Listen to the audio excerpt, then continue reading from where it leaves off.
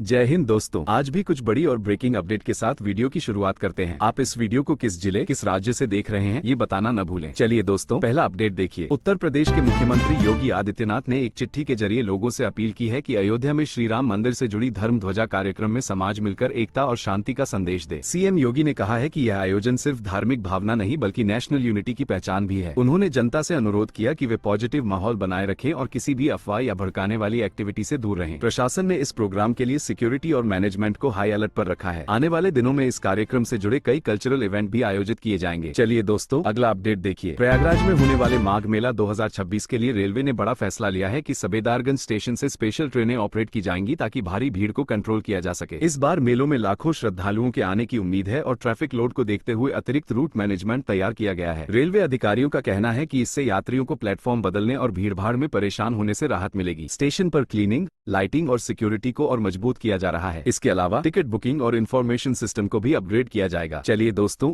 एक और अपडेट देखिए। इंडियन रेलवे जल्दी ही 16 ट्रेनों में मॉडर्न LHB कोच लगाने जा रहा है जो 200 किलोमीटर प्रति घंटा की मैक्सिमम स्पीड को सपोर्ट करते हैं। इन कोचेस के आने से जर्नी ज्यादा स्मूथ, सेफ और कम शोर वाली होगी। रेलवे का कहना है कि हाई टेक ब्रेक सिस्टम और मॉडर्न सस्पेंशन टेक्नोलॉजी से पैसेंजर्स को बेहतर ट्रैवल एक्सपीरियंस मिलेगा। इन ट्रेनों के रूट की अनाउंसमेंट जल्द की जाएगी। ऑनलाइन टिकट बुकिंग और सीट मैनेजमेंट सिस्टम को भी इसके अनुसार अपडेट किया जा रहा है। चलिए दोस्तों, अगला अपडेट देखिए। मेरठ में एक बड़ा फैसला लिया गया है कि 1 जनवरी से डीजल और पेट्रोल पर चलने वाली कैब और डिलीवरी व्हीकल्स शहर में ऑपरेट नहीं कर पाएंगी क्योंकि सरकार पॉल्यूशन कंट्रोल को लेकर सख्त हुई है। इस फैसले के बाद लगभग 15,000 ऑटो और कमर्शियल व्हीकल्स प्रभावित हो सकते हैं। प्रशासन इलेक्ट्रिक और CNG व्हीकल्स को प्रमोट करने की तैयारी में है। ट्रांसपोर्ट विभाग का कहना है कि लोगों को पहले से जानकारी देकर ट्रांजिशन को आसान बनाया जाएगा। हालांकि ड्राइवर और ऑपरेटर इस फैसले से आर्थिक चिंता जता रहे हैं। चलिए दोस्तों, अगला अपडेट देखिए। मथुरा में हैरान करने वाला मामला सामने आया है जहां 3 करोड़ रुपए कंस्ट्रक्शन वर्कर्स से जुड़े 2 दर्जन बैंक अकाउंट्स में जमा हो गए, जिसके बाद प्रशासन ने तुरंत जांच शुरू कर दी। ये रकम किस सोर्स से और किसके जरिए ट्रांसफर हुई, इस पर सवाल उठ रहे हैं। लेबर डिपार्टमेंट का कहना है कि यह किसी टेक्निकल एरर या फ्रॉड पैटर्न का हिस्सा हो सकता है। सभी अकाउंट्स को फिलहाल फ्रीज कर दिया गया है। बैंक और साइबर टीम मिलकर पूरी ट्रांजैक्शन हिस्ट्री का एनालिसिस कर रही है। चलिए दोस्तों, नेक्स्ट अपडेट देखिए। एक महिला का वीडियो वायरल हुआ है जिसमें वो ट्रेन के अंदर इलेक्ट्रिक केटल से नूडल्स बनाती दिख रही है और इस पर रेलवे ने तुरंत एक्शन लिया है क्योंकि कोच के अंदर इलेक्ट्रिक डिवाइस यूज करना सेफ्टी रूल्स के खिलाफ है। सेंट्रल रेलवे ने महिला की पहचान करते हुए जांच शुरू की है और कहा है कि ट्रेन में ऐसी एक्टिविटी फायर और इलेक्ट्रिक हैजर्ड का खतरा बढ़ा सकती है। रेलवे ने पैसेंजर्स को फिर से चेतावनी दी है कि वे सिर्फ अलाउड इक्विपमेंट ही इस्तेमाल करें। इस घटना के बाद टीमें कोच इंस्पेक्शन और सिक्योरिटी प्रोटोकॉल को और सख्त कर रही हैं। चलिए दोस्तों, नजर डालते हैं अगले अपडेट पर। अयोध्या में श्री राम मंदिर से जुड़ी फ्लैग होस्टिंग सेरेमनी के लिए एक स्पेशल इनवाइट भेजा गया है जिसमें एंटी इस्लामाइजेशन आर्मी के कमांडर को भी शामिल होने का न्योता दिया गया है। यह इन्विटेशन इंटरनेशनल लेवल पर धार्मिक हार्मोनी और ग्लोबल कनेक्ट दिखाने की कोशिश माना जा रहा है। प्रशासन का कहना है कि प्रोग्राम पूरी सिक्योरिटी के साथ ऑर्गेनाइज किया जाएगा। इस इवेंट में बड़ी संख्या में डोमेस्टिक और फॉरेन गेस्ट भी आने की उम्मीद है। शहर में तैयारियां और ट्रैफिक प्लानिंग हाई मोड पर चल रही है। चलिए दोस्तों, अगला अपडेट देखिए। दिल्ली सरकार ने एयर पॉल्यूशन बढ़ने के कारण प्राइवेट ऑफिसेज के लिए वर्क फ्रॉम होम की एडवाइजरी जारी कर दी है ताकि रोड ट्रैफिक कम हो और स्मॉग सिचुएशन को कंट्रोल किया जा सके। एक्सपर्ट्स का कहना है कि हवा में पॉल्यूटेंट लेवल काफी ऊपर पहुंच चुका है। स्कूल, हॉस्पिटल और ट्रांसपोर्ट डिपार्टमेंट को भी मॉनिटरिंग बढ़ाने के निर्देश दिए गए हैं। लोगों से रिक्वेस्ट की गई है कि जरूरत हो तभी बाहर निकलें और मास्क का इस्तेमाल करें। आने वाले दिनों में रेस्ट्रिक्शन और बढ़ सकते हैं। चलिए दोस्तों, एक और अपडेट देखिए। दिल्ली का IGI एयरपोर्ट इस समय इंडिया का सबसे बड़ा इंटरनेशनल हब बन चुका है जहां से करीब 150 डेस्टिनेशन के लिए फ्लाइट्स ऑपरेट होती हैं। इसमें एशिया, यूरोप, अमेरिका और मिडिल ईस्ट के कई शहर शामिल हैं। एयरपोर्ट अथॉरिटी का कहना है कि रूट नेटवर्क लगातार एक्सपेंड हो रहा है जिससे ट्रेवलर्स को ग्लोबल कनेक्टिविटी में बड़ी सुविधा मिल रही है। IGI में टेक्नोलॉजी, सिक्योरिटी और पैसेंजर सर्विसेज को भी अपग्रेड किया गया है। आने वाले समय में नए टर्मिनल एक्सपेंशन की प्लानिंग भी चल रही है। चलिए दोस्तों, अगला अपडेट देखिए। मेरठ दिल्ली रैपिड रेल में अब प्री वेडिंग और बर्थडे शूट की परमिशन एडवांस बुकिंग के जरिए ली जा सकती है जिसके लिए स्पेशल चार्जेस तय किए गए हैं। ये फैसिलिटी इसलिए शुरू की गई है क्योंकि यंग जनरेशन में मॉडर्न शूट लोकेशंस की काफी डिमांड देखी जा रही थी। शूट के दौरान सिक्योरिटी और पब्लिक डिसिप्लिन का पूरा पालन करना अनिवार्य होगा। शूट केवल फिक्स टाइम स्लॉट में अलाउ किए जाएंगे। अथॉरिटी ने कहा है कि पब्लिक सर्विस में किसी भी तरह का इंटरफेयर नहीं होने दिया जाएगा। चलिए दोस्तों, अगला अपडेट देखिए। अब कॉल आने पर कॉलर का वेरीफाइड नेम डिस्प्ले होने की सर्विस लॉन्च की जा रही है ताकि फ्रॉड और स्पैम कॉल्स को कम किया जा सके। ये टेक्नोलॉजी टेलीकॉम सिस्टम के जरिए सीधे मोबाइल स्क्रीन पर इंफॉर्मेशन शो करेगी। इससे फेक ID और स्कैम कॉलर्स की पहचान आसान हो जाएगी। एक्सपर्ट्स का मानना है कि डिजिटल सिक्योरिटी में ये बड़ा कदम साबित हो सकता है। सर्विस को फेज वाइज रोल आउट किया जाएगा। यूजर्स को इसके लिए अपने नंबर डिटेल्स अपडेट रखने की सलाह दी गई है। चलिए दोस्तों, अगला अपडेट देखिए। आजमगढ़ और आसपास के इलाकों में बिजली बिलों को लेकर UPPCL ने सरचार्ज माफी और रिबेट स्कीम का ऐलान किया है जिससे हजारों कंज्यूमर्स को राहत मिल सकती है। इस स्कीम के तहत बकाया बिल क्लियर करने पर अतिरिक्त पेनल्टी नहीं लगेगी। सरकार सरकार का कहना है कि इससे आम परिवारों पर फाइनेंशियल प्रेशर कम होगा। स्कीम लिमिटेड टाइम के लिए लागू की जाएगी। कस्टमर्स को अपनी आईडी और कंज्यूमर नंबर के साथ आवेदन करना होगा। चलिए दोस्तों, नेक्स्ट अपडेट देखिए। गाजियाबाद के साहिबाबाद में यूपी का पहला इंटरस्टेट बस टर्मिनल तैयार हो रहा है, जहां से नेपाल, बिहार और उत्तराखंड के लिए डायरेक्ट बस सर्विस शुरू की जाएगी। इससे लॉन्ग डिस्टेंस ट्रेवल करने वाले यात्रियों को बड़ा फायदा मिलेगा। टर्मिनल में modern waiting area, ticket system और फूड फैसिलिटी भी डेवलप की जा रही है। ट्रांसपोर्ट डिपार्टमेंट का कहना है कि यह प्रोजेक्ट रीजनल कनेक्टिविटी को बूस्ट करेगा। बस फ्रीक्वेंसी भी रूट डिमांड के हिसाब से बढ़ाई जाएगी। चलिए दोस्तों, अब जरा एक और अपडेट देखिए। अयोध्या में सुबह के विशेष समारोह के लिए एक आमंत्रण भेजा गया है, जिसमें प्रमुख ध्वजारोहण कार्यक्रम में एंटी इस्लामाइजेशन आर्मी के कमांडर को भी शामिल होने का निमंत्रण दिया गया है और प्रशासन ने कहा है कि यह सार्वजनिक अपील सामाजिक समरसता का प्रतीक है। इस बीच सुरक्षा एजेंसियों ने संबद्ध गतिविधियों की निगरानी और संदेहास्पद लोगों की सूची तैयार करने का काम तेज कर दिया है, क्योंकि कार्यक्रम की महत्वता को देखते हुए हर रूट पर चौकसी बढ़ाई गई है। यह आयोजन सिर्फ धार्मिक नहीं बल्कि जिला एवं राज्य स्तर पर ऐतिहासिक माना जा रहा है। इसलिए स्थानीय प्रशासन ने साफ किया है कि किसी तरह का व्यवधान स्वीकार्य नहीं होगा। शहर में ट्रैफिक डायवर्जन, सीसीटीवी निगरानी और स्पेशल वेन्यू मैनेजमेंट की व्यवस्था पहले से शुरू हो गई है, ताकि भीड़ भाड़ के बीच आयोजन को शांतिपूर्ण रखा जा सके। लोगों से अनुरोध किया गया है कि वे नियम निर्देशों का पालन करें और कार्यक्रम में सकारात्मक भागीदारी करें। तो अगला अपडेट देखिए। प्रयागराज के उपेक्षित सफेदारगंज रेलवे स्टेशन से माघ मेला 2026 के मद्देनजर विशेष ट्रेनें चलने वाली हैं, ताकि श्रद्धालुओं को बेहतर कनेक्टिविटी मिल सके और मुख्य स्टेशन पर भीड़ कम हो। रेलवे ने कहा है कि यह पहल यात्रा सुविधा बढ़ाने व ट्रैफिक मैनेजमेंट को बेहतर बनाने के लिए है और यात्रियों को पहले से नया शेड्यूल अवश्य चेक करने की सलाह दी गई है। स्टेशन परिसर में वेटिंग एरिया, सूचना डिस्प्ले व यात्री सहायक केंद्रों की संख्या बढ़ाई जा रही है, क्योंकि लाखों भक्त माघ में शामिल होंगे। सुरक्षा तथा सफाई की टीमों को भी सक्रिय कर दिया गया है, ताकि ज्यादा मात्रा में आने जाने वालों में व्यवस्था में न हो। यात्रियों से अनुरोध किया गया है कि वे समय से पहुंचे और केवल वैध टिकट के साथ ही कक्षाओं में प्रवेश करें। रेलवे दावा कर रहा है कि इस बार का मेला पिछले आयोजनों से और भी व्यवस्थित तथा सुचारू होगा। चलिए दोस्तों,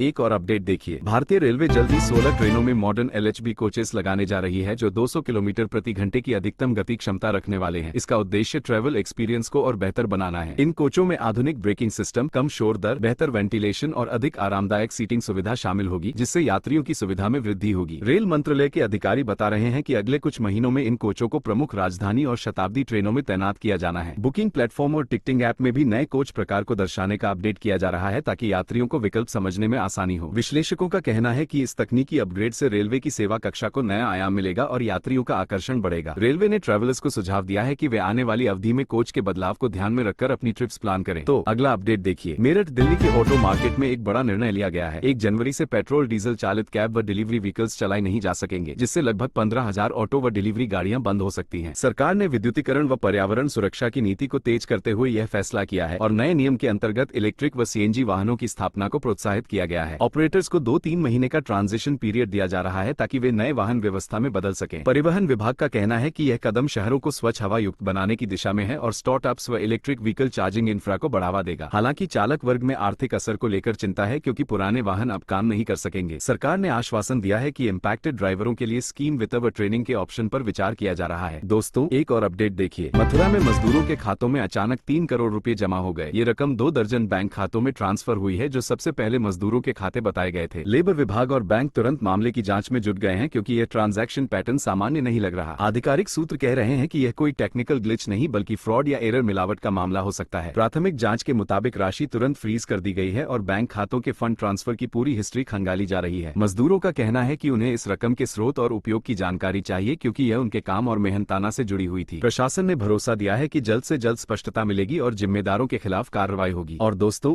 आखिरी अपडेट देखिए। भारतीय रेलवे की एक अनोखी घटना सामने आई है। एक महिला ने ट्रेन के अंदर इलेक्ट्रिक केटल से नूडल्स पकाए, जिसके बाद रेलवे ने तुरंत कार्रवाई की, क्योंकि ऐसा करना ट्रेन सुरक्षा नियमों के विरुद्ध है। सेंट्रल रेलवे ने कहा है कि इस तरह की एक्टिविटी से फायर हैजर्ड और इलेक्ट्रिक शॉर्टेज जैसी घटनाओं का खतरा बढ़ जाता है। ये कार्यक्रम सोशल मीडिया पर वायरल हुआ, जिससे यात्रियों में इलेक्ट्रिक डिवाइस के इस्तेमाल को लेकर चेतना बढ़ी है। रेलवे ने सभी यात्रियों को निर्देश दिए हैं कि सिर्फ अलाउड इलेक्ट्रिक उपकरण का उपयोग करें और नियमों का उल्लंघन न करें। सिक्योरिटी टीमों ने कोच इंस्पेक्शन बढ़ा दिए हैं और अतिरिक्त मॉनिटरिंग की तैयारी कर ली है।